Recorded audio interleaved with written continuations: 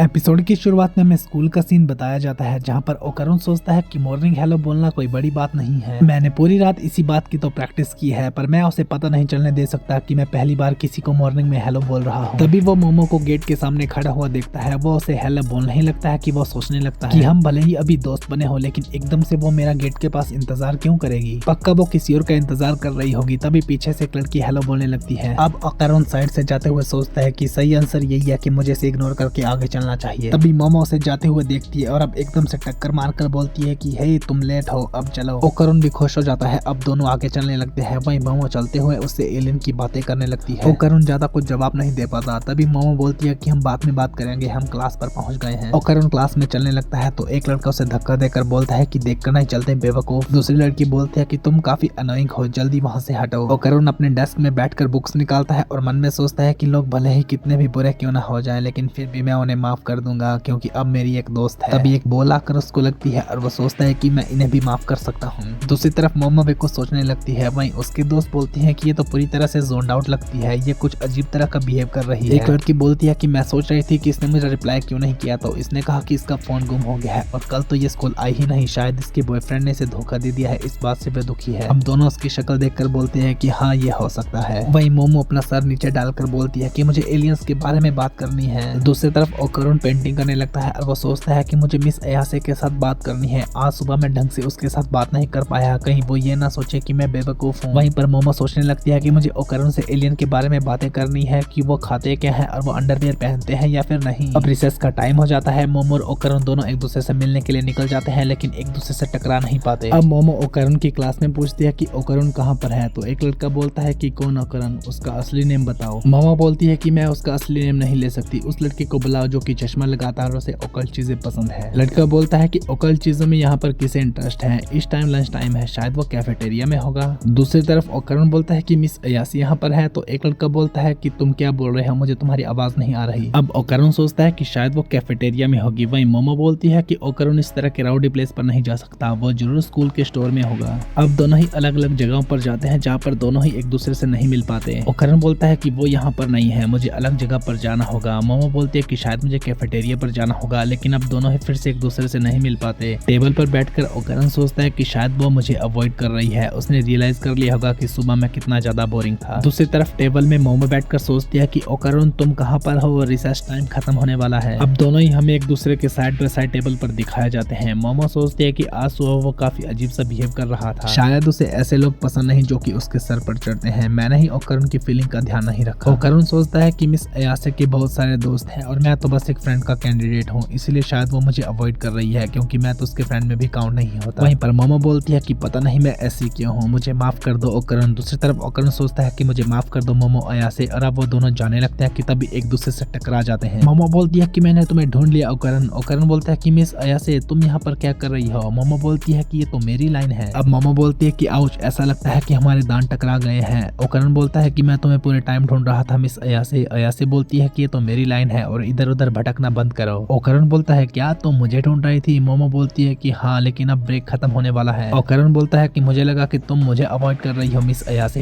अयासे बोलती है कि ये तो मैं सोच रही थी। अब ओकरुन सोचता है कि चीजें काफी ऑकवर्ड हो रही है, मुझे टॉपिक को चेंज करना होगा। तभी मोमो की दोस्त बोलती है कि इन्होंने अभी अभी किस किया। दूसरी लड़की बोलती है कि हे मोमो तुम्हें हमें पहले बताना चाहिए था, इसीलिए तुम आज सुबह से अजीब बिहेव कर रही थी। तो मोमो बोलती है कि नो वे, मैं इस तरह के डिम्बिट को कभी किस नहीं कर सकती। ओकरुन बोलता है कि हाँ सही कहा, इस तरह के स्टूपिड पर्सन को मैं भी कभी किस नहीं कर सकता, और दोनों बहस करने लगते हैं। इसी चक्कर में मोमो बोलती है कि मैं तुम्हारे साथ कभी बात नहीं करना चाहती। ओकरुन बोलता है कि ठीक है, कभी मुझसे बात मत करना, और दोनों नाराज होकर चले जाते हैं। मोमो की फ्रेंड्स बोलती है कि ये तो सचमुच एक साथ है। ओकरुन वॉशरूम जाता है और सोचता है कि मैंने उसे कुछ ज्यादा ही प्रवोक कर दिया, लेकिन बहुत सारी बातें हैं जो मैं उसके साथ करना चाहता हूँ, मुझे उससे ढंग से माफी मांगनी होगी। तभी ओकरुन एक चीज चेक कर बोलता है कि नो वे, ऐसा नहीं हो सकता। दूसरी तरफ मोमो की फ्रेंड उससे पूछने लगती है कि तुम उस लड़के से कहाँ पर मिली, वो कौन सी क्लास पर पढ़ता है। मोमो बोलती है कि हमारे बीच में कुछ भी ऐसा नहीं है। तभी ओकरुन बोलता है कि मिस अयासे मुझे तुमसे कुछ काम है। तभी मोमो की फ्रेंड बोलती है कि देखो वो आ गया, यही है वो लड़का। मोमो बोलती है कि ये मेरा बॉयफ्रेंड नहीं है। तभी ओकरुन को देखकर वो बोलती है कि आखिर ये कर क्या रहा है। मोमो अपना मुंह छुपा लेती है। ओकरुन बोलता है कि मिस अयासे बहुत बड़ी प्रॉब्लम हो गई है। तो मोमो बोलती है कि मुझे तुम्हारे साथ बात नहीं करनी। ओकरुन बोलता है कि ये सब उन सब बातों का टाइम नहीं है, मुझे तुम्हारे साथ अकेले में बात करनी है, ये बहुत ही जरूरी है, प्लीज मेरी बात सुनो। मोमो की फ्रेंड फिर से उसके बारे में जानने लगती है। तो मोमो बोलती है कि मैंने कहा ना ये मेरा बॉयफ्रेंड नहीं है, ज्यादा र्यूमर्स मत फैलाओ। ओकरन बोलता है कि मिस अयासे सुबह तो तुम मुझसे बात करना चाहती थी, अचानक से अब क्या हो गया? मोमो बोलती है कि तुमने भी तो कहा था कि तुम बात नहीं करना चाहते। ओकरन बोलता है कि मैं तो बस प्रोवोक कर रहा था, एक्चुअली मैं तुमसे बात करना चाहता था मिस अयासे। तो उसकी फ्रेंड बोलती है कि बहुत अच्छे ओटाको कुन। मोमो उनको बोलती है कि चुप हो जाओ और वह ओकरन को बोलती है कि मैंने कहा ना मुझे तुमसे कोई बात नहीं करनी, यहाँ से चले जाओ। मोमो की फ्रेंड बोलती है कि ये तो काफी ज्यादा ब्रूटल है। तो मोमो बोलती है कि ब्रूटल तो तुम लोग हो। ओकरन बोलता है कि अच्छा तो मेरे साथ फ्रेंडली होना इतना ज्यादा एम्बेरेसिंग था, ये बोलकर वो वहाँ से चला जाता है। मोमो की फ्रेंड बोलती है कि उसे रिजेक्ट करने के लिए तुम्हें इतना हार्ड नहीं जाना चाहिए था। अब मोमो सोचने लगती है। अब स्कूल से छुट्टी हो जाती है। ओकरन सोचता है कि पता नहीं शायद मिस अयासे तो अब तक घर भी पहुंच गई होंगी। तभी वो एक लड़की से टकरा जाता है और बोलता है कि आई एम सॉरी। तो लड़की बोलती है कि मुझे माफ कर दो, क्या तुम ठीक हो? ओकरन बोलता है कि हाँ मैं बिल्कुल ठीक हूँ। तो लड़की बोलती है कि मेरे बैग में वाटर बोतल थी, तो मैं चोट तो नहीं आई? ऐसा बोलकर वो लड़की उसका हाथ पकड़ लेती है। ओकरन बोलता है कि नहीं नहीं मैं बिल्कुल ठीक हूँ, इसमें बस मेरी गलती थी, तुम चिंता मत करो। लड़की बोलती है कि तुम सचमुच काफी ज्यादा काइंड पर्सन हो। ये सुनकर ओकरन और ज्यादा शर्मा जाता है। वहीं पर मोमो सोचती है कि यहाँ पर मुझे क्यों लग रहा है कि मैं बैड गाय हूँ। तभी वो ओकरन को देखती है कि ये किस लड़की के साथ खड़ा है, इसने तो कहा था कि इसके दोस्त नहीं है और ये थोड़ी सी क्यूट भी लग रही है। तभी वो लड़की मोमो के साइड से जाती है जो कि अपने दोस्तों से बात करती है। तुमने उस डम ओटाको को देखा, वो तो बिल्कुल शर्मा ही गया था। उसकी फ्रेंड बोलती है कि तुम कितनी बड़ी प्लेयर हो। तो वो बोलती है कि नहीं ऐसा कुछ नहीं है, इस तरह के स्कम तो मेरे ऊपर गिरते ही रहते हैं। आई एम श्योर कि उस लड़के ने तो आज तक किसी लड़की का हाथ भी नहीं पकड़ा होगा। मोमो को गुस्सा आता है और वो अपनी पावर से वाशटब को उस लड़की के ऊपर गिरा देती है। उसकी फ्रेंड बोलती है कि आयरा क्या तुम ठीक हो? ओकरन ये देखकर बोलता है कि अरे ये तो भाई क्यूट लड़की है, क्या मुझसे टकराने का इफेक्ट उसे इतनी देर के बाद महसूस हुआ? तभी मोमो ओकरन का हाथ पकड़कर बोलती है कि है क्यों ना हम एक साथ घर चलें। ओकरन हैरान होकर बोलता है कि मिस अयासे। मोमो आगे बोलती है कि तुम ग्लासेस के साथ कितने शार्प लग रहे हो, आई गेस टोपी लड़कियां तुम्हारे चार्म को कभी नहीं समझ पाएंगी। ओकरन अब मोमो बोलती है कि मुझे माफ कर दो ओकरन, मैंने तुम्हारे साथ गलत बिहेव किया। वैसे उस टाइम पर जो किस हमारे बीच हुई थी उसके बाद मैं काफी ज्यादा एम्बेरस फील कर रही थी, इसीलिए मुझे माफ कर दो। ऐसा नहीं है कि तुम्हारे साथ दोस्ती करके मुझे एम्बेरसमेंट महसूस हो रही थी। ओकरन बोलता है कि नहीं मुझे कोई प्रॉब्लम नहीं, वैसे भी तुम्हारे साथ दोस्ती करके मैं वापस से खुश हूँ। खैर हमारे सामने एक बहुत बड़ी प्रॉब्लम है, तुम्हें पता है ना कि हमने उस ग्रैनी को कैसे हराया था? मोमो बोलती है कि वो सब तो खत्म हो गया था, उसके बाद तो हम श्राइन भी गए थे और तुम्हारा कर्ज भी जा चुका है।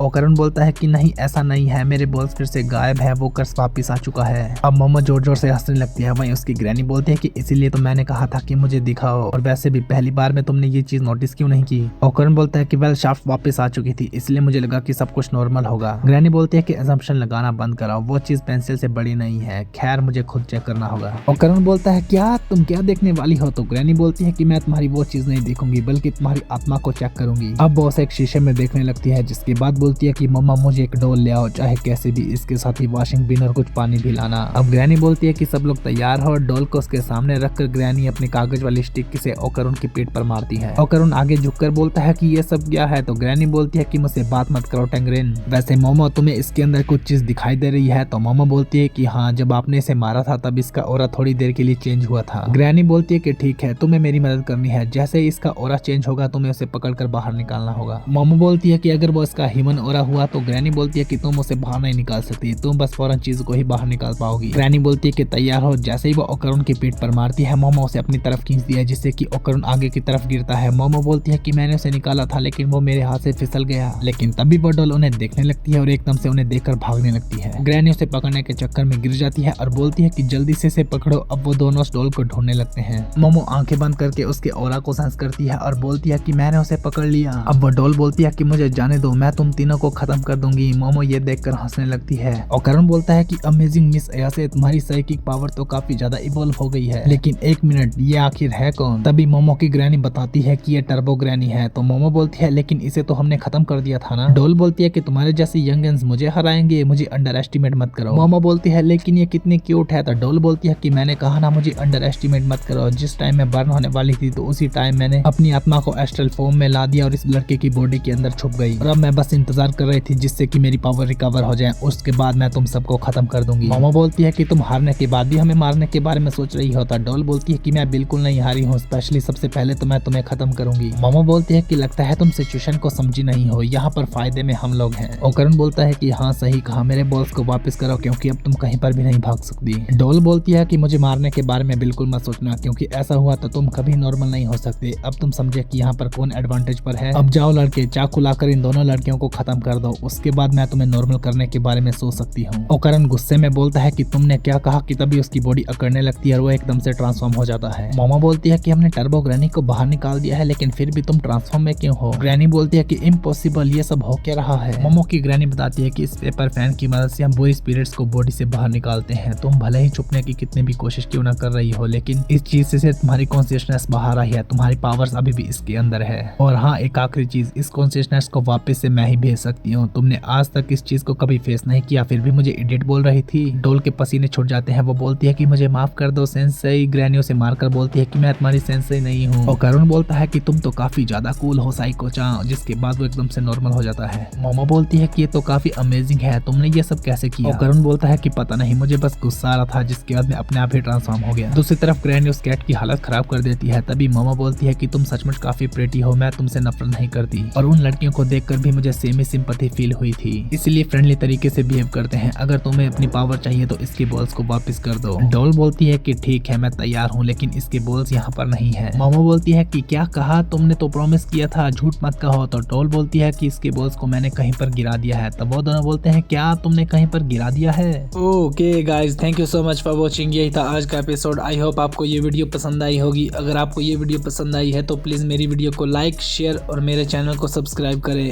मिलते हैं नेक्स्ट एपिसोड के साथ, तब तक के लिए बाय बाय।